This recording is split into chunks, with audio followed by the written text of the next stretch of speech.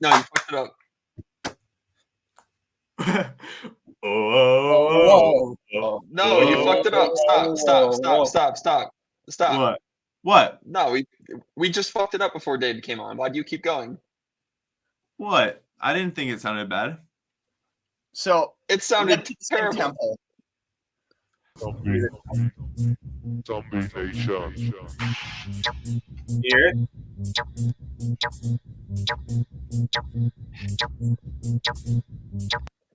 Can you hear that? Yeah. Okay. Yeah. Dancing to the beat. Zombie Nation. Zombie Nation.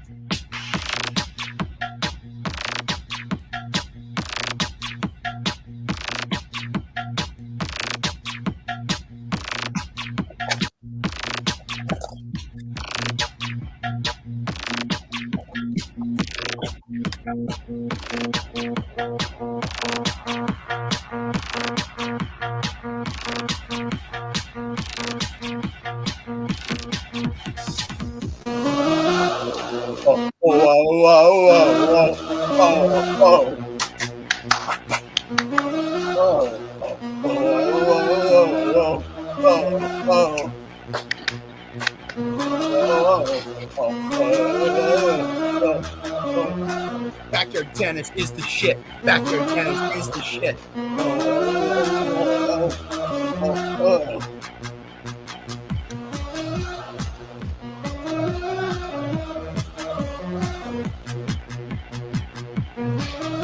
So it's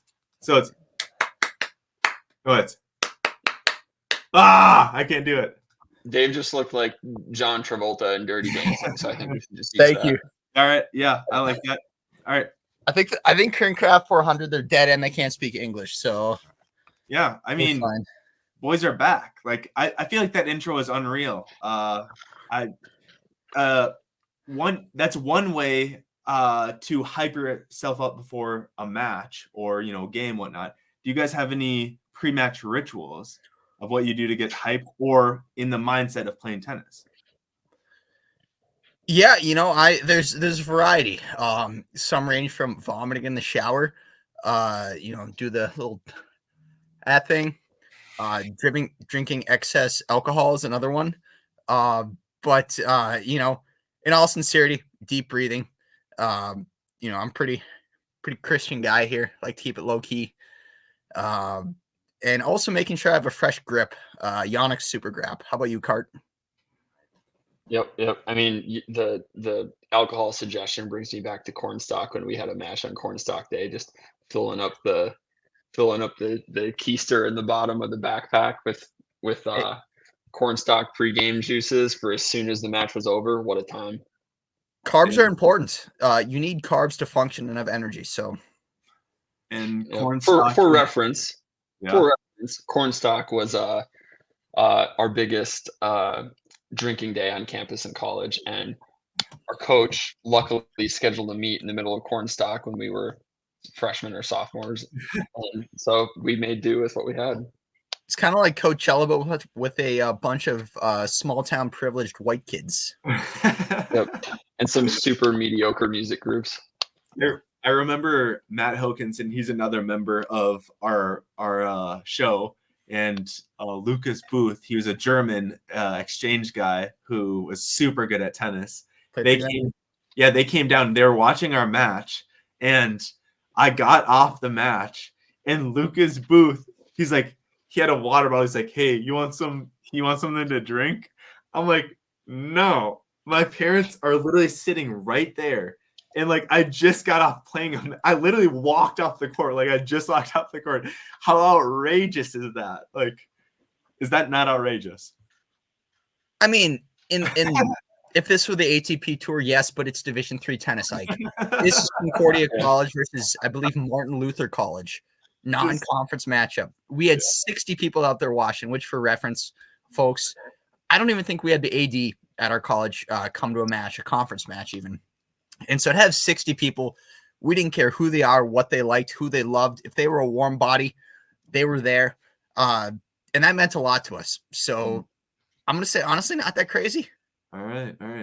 And maybe I'm completely wrong on that. Maybe it's the exact opposite. Maybe we should have been drinking before the match or something. I don't know. You know, we were our preferences for people that would come watch our tennis meet was like the equivalent to a freshman boy from a small town who'd never had a sip of alcohol and never touched a girl in his life. No standards. Anyone's welcome. Yeah, inclusive team, you could say. We really were, and we did win 9-0. I don't think did the women win? Yep. Definitely not. They were terrible. Oh gosh. Kind of changing topics and kind of almost relating topics in a way, but pre-match rituals, like what you're doing, whatnot. I came across this video and it had Andre Agassi, so it kind of piqued my interest, and we're gonna watch it here. He's talking about essentially having sex before matches and if it helps and whatnot. A follower requested it. I didn't choose it. A follower requested it. They were like, "Hey, you should talk about this." So we're gonna talk about it. All right. Sex doesn't interfere with your tennis. It's staying out on all night trying to find it. That affects your tennis. Okay. So I think that, quite honestly, everybody has to make a call for themselves. I personally feel like I'm a little lighter in my shoes. It makes me kind of move a little bit quicker. It makes me feel like a stud. All right. What do you think about sex before a match? You think it's... I think Dave took this a little bit too seriously when he was in college. Me, Dave, Eric, and Jared, our two other friends that played with us, we always ended up staying in the same room with each other every night when we'd be on the road for tennis. And I was Carter and I were in the same bed. Yep, I was the lucky fella that had to share a double bed in the Fairfield Inn with Dave night in and night out. And aside from the aggressive teeth grinding, I every now and then got a nice little love tap at night. And I think David was trying to take after Andre Agassi here and was trying to get his before the match, and just couldn't oblige. Sorry, Dave. I will no. I take that as a humbling compliment, and I'll say this in response that my freshman year in singles, we weren't sleeping together in the hotels. I don't think, and if we were, we're going to pretend we weren't. I had a horrible season. Same thing sophomore year. Senior year was really when it meshed, and I had a great season. And you and I were pernest to butt in all the Fairfields across the upper Midwest. So thank you, Carter, for allowing me. And, to Andre's point, I do think, Andre Agassi still, even though he had a massive, I don't know if you could say transformation, but he was the bad boy of tennis. He was the, eating a Big Mac every night before his matches at the US Open. He was doing chemicals that we cannot condone on this podcast, and turned into this very, respectable, cordial, and just inspiring individual. And he's very cerebral, as you can see. He gets asked the question, and he brings up, what's really going to wear you down is spending a night out chasing that. But the act in itself, there was that episode of Sports Science that came out. I don't know if you guys recall, probably 10, 15 years ago, with boxers posing the same question. And they actually had, they tested it out. And so, I mean, I can absolutely, it is physical motion. You're going to burn calories. You're going to maybe lose half a pound, a full pound. So I would like to pose to the committee that we try this out. I'm not saying who, or or against who, but I would be in full support. What do you think, Ike? So you said they tested that? Yeah. His Okay, boxer and his wife. So my question is, did they just like put a poll out there and like, hey, if you've been having sex, have you performed better? Blah blah blah. Like in results and stuff like that, and just took their word for it, or did they actually like have test patients and like see? Well, I think it comes down to testosterone. In the sense that like, and this is an age-old question posed across many sports, and maybe we're doing justice to tennis by bringing it to light for the sport. By the way, side note, The Journeyman, which this clip is from, one of the greatest tennis films documentaries of all time. But it comes down to testosterone. Like your testosterone levels are going to be higher after intercourse. And that is going to, increase stamina, confidence, which as we know, tennis is as mental as it is physical. And so, yeah, I think 100% it helps. Dude, Antonio Rogers Cromartie should have played tennis. That guy had tons of confidence. That guy had like fucking 12 kids every year. Philip Rivers? Rivers? That guy. He has 12, right? Yeah. He's probably. And they're all legitimate. Yeah. Yeah, I mean, he's a good Catholic man in the spirit of Easter. I think, now there's only one of us here that's in a relationship, and Cart and I respect women so much that, we wouldn't put that upon ourselves. So I think Cart and I are happy. I am. You are now? Let's go. Yeah, that's right. It's just you, brother. All right. Not the hand flap. I'm a flapper, baby. I flap when I get excited. Congratulations, man. Let's go. Get her on the pod. That's news. News on the pod, yeah. Breaking news. Breaking news. Have you told anyone? No. Breaking news on the pod. I feel like I'm trying to make it. Is it? So like, can you get the bubble, the Zoom bubble to come up? Hold on, Zoom. Come on. If it does it, everyone will know why I'm doing this. Is it gonna do it? It's not gonna do it. Dang. I just look like a crazy person. All right. Anyway. Hey, that's awesome, man. And I mean, obviously she's a teacher, so she's gonna bring be the breadwinner of the family, bring home a paycheck, and I'm happy for you. I can move out of the box. Well, so until you set me up with, or she sets me up with one of her friends, I can be the celibate in this match. I can be the guy who just the test subject. So one of you. You gotta be the racehorse, brother. Come on. Well, we can't ask for volunteers because that would be prostitution. I mean, we're not paying. Yeah, but we're giving. That's not prostitution. We're giving the media coverage, which is celebratory rights. You have free reign to just date and name of the pod. All right. Well, I'll just put a plug in. My name's David Youngs, class at Concordia College 2020, communication studies, journalism. Very much a critical thinker, involved in both sports and music. I lean slightly left, but also have voted right before. I'm somebody who wants to get to know you and your interests, your passions, your hobbies. And I am a runner. I have run many, many half marathons. I can bench press a lot. I like dogs and I like Mexican food, and I'm gluten free. Yeah. Yeah. PSA, I guess, right? Yeah. Speaking of PSA, so boys, it's been a tough day. My girlfriend, I did have a girlfriend. She broke up with me.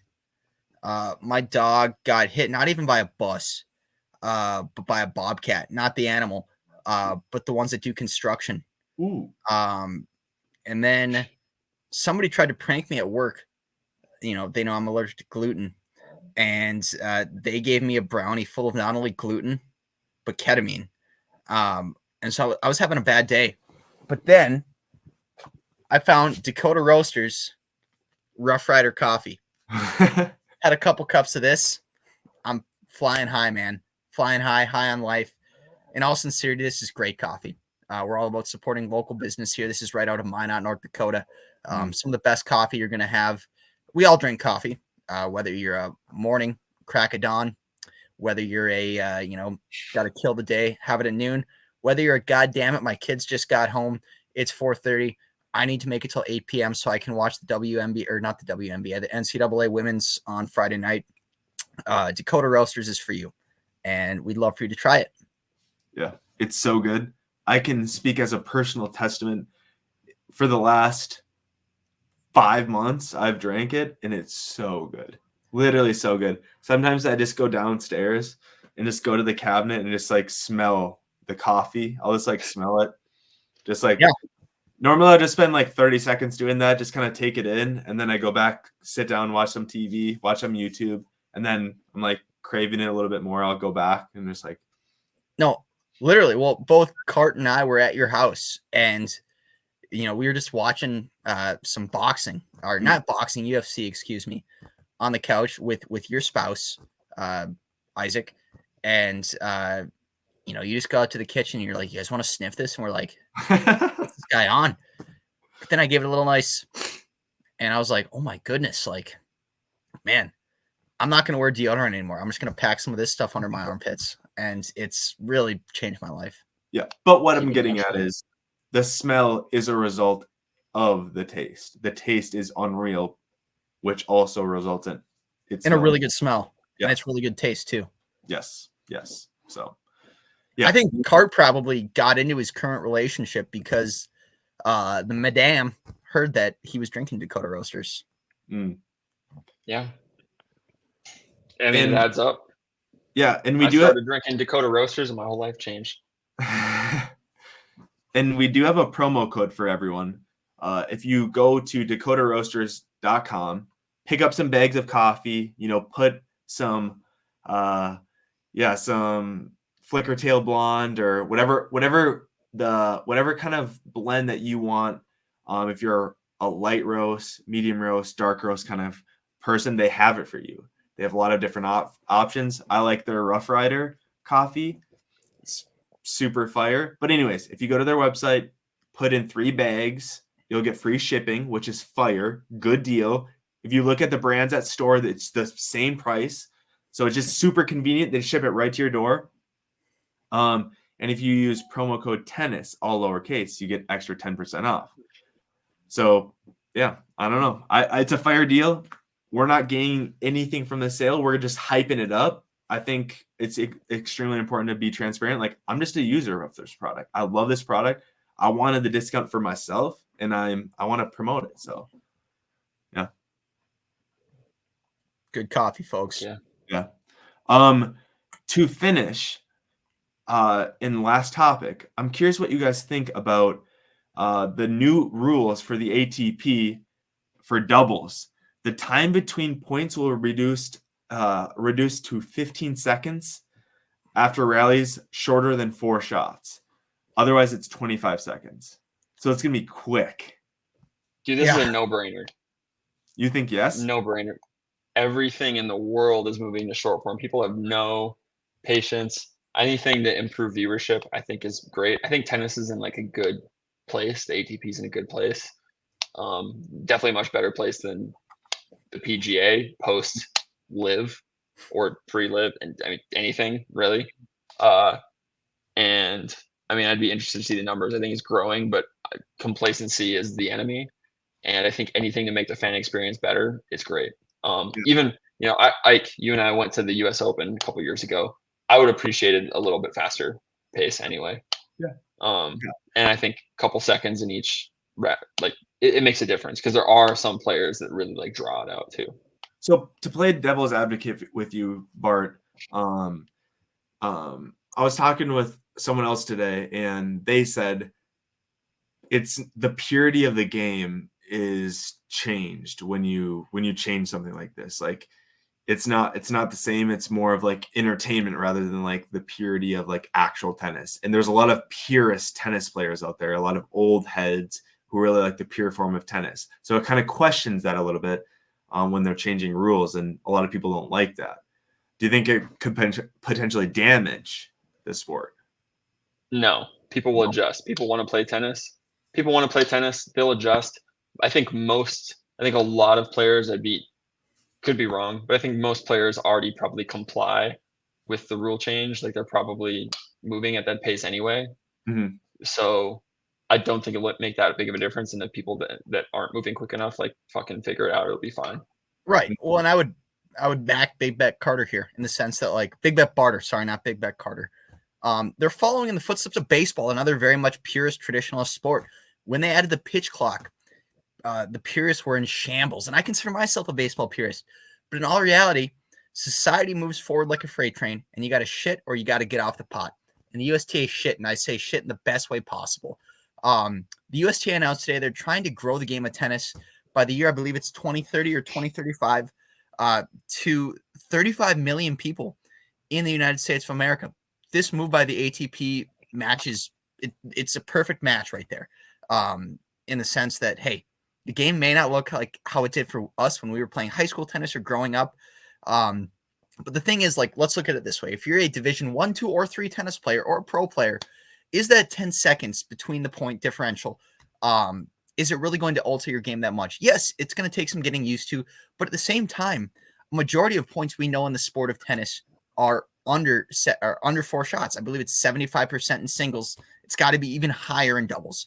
So, it's not going to be an adjustment in the point. It's just going to be in between. Yes, I think the only conflict could be in doubles. Obviously, you've got some talking in between points like, hey, go up the tee, go wide. That's what signals are for. And so, yeah, it's going to have its humps, but this is a really good move by the ATP, and I'm happy for it. Yeah. And then the other major change that they made was for doubles, the 32-team draw will feature up to 16 slots for singles players based on their singles ranking. So it'll really incentivize having a good singles ranking in order to get into those doubles draw, unless you're a top doubles team. So what do you think about that? I think that's also pretty progressive. They're just getting at trying to get more people in stands. Yeah, obviously. Yeah.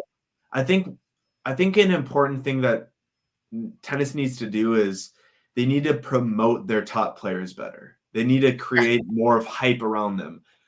I think a sport that really does it well, and a sport that I've grown to like over the last couple of years, has been MMA, the UFC.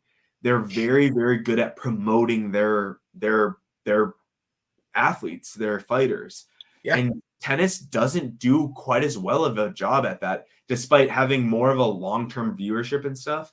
I think they could promote these people better and have interviews before the match, interviews after the match every single time, and like more of like a raw kind of feel around these players and like who they are. Because I don't think you quite get that in like their emotions always when they're in these moments. And I think they could do a better job at that. And I think there's other sports who do it, and it's a proven concept. So I think tennis should adapt there too.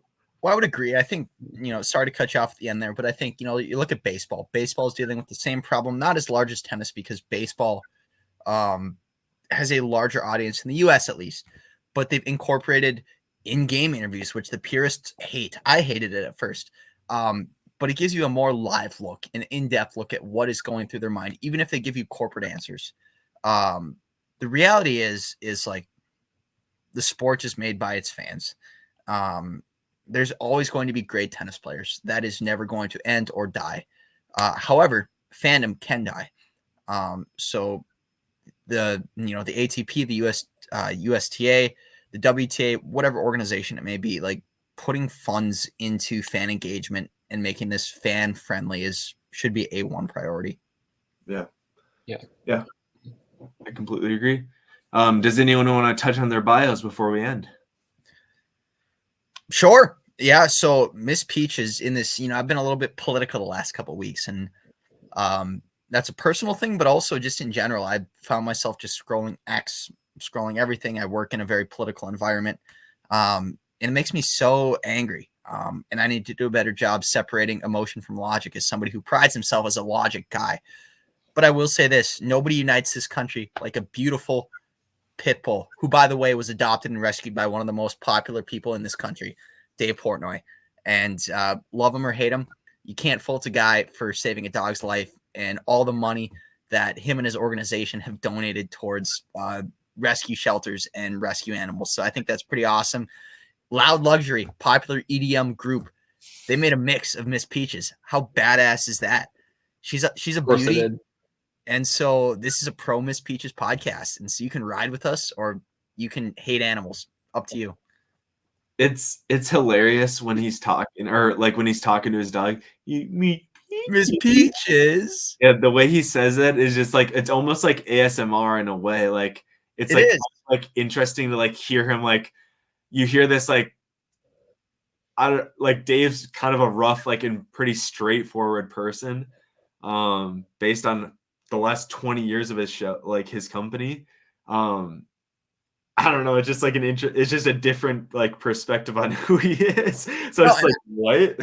I think it's beautiful in a sense that this guy, who again is perceived as this gruff, very like political person, which he's not. He's perceived that way, but he's a normal fucking guy. Has really been able to galvanize a nation through his beautiful dog that he rescued. And so, I mean, a nation. Yeah. I mean, I would say international as well. We've got Canadians, we've got Mexicans, we've got Ecuadorians. Probably. It's man, it makes me. Miss Peaches is Mrs. Worldwide.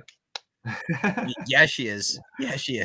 That would honestly be such a great collab. Pitbull, Mr. 305, and well, she's Mrs. 305 because she lives in Miami. Yeah.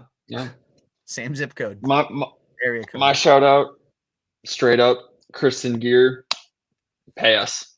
That's it. We can help you. For the 6 viewers on this video, we've been getting honeypotted by this fine lady named Kristen Gear at Tennis One, who's interested in bringing us on her platform. She just got to pull the trigger as soon as she wants to see her company take off. As soon as she decides that, we're on. And I'll just add to cart here. We made it seem like 3 lowly guys, or 5 lowly guys, 6 lowly guys on our podcast. We're fucking smart. We're college educated. We're elite. And we have more connections in the 3 of us than a lot of fucking people. Not to toot our own horns, but we're smart bastards. We're funny. We're witty. We will help you make money. You got to take a chance. That's what business is about. Don't be complicit. Take a chance. Take a chance. Take a chance. Take a chance on. Take a chance on me. Take a chance on me. And to top that off, I'm 113 and 77 and 7 on their app.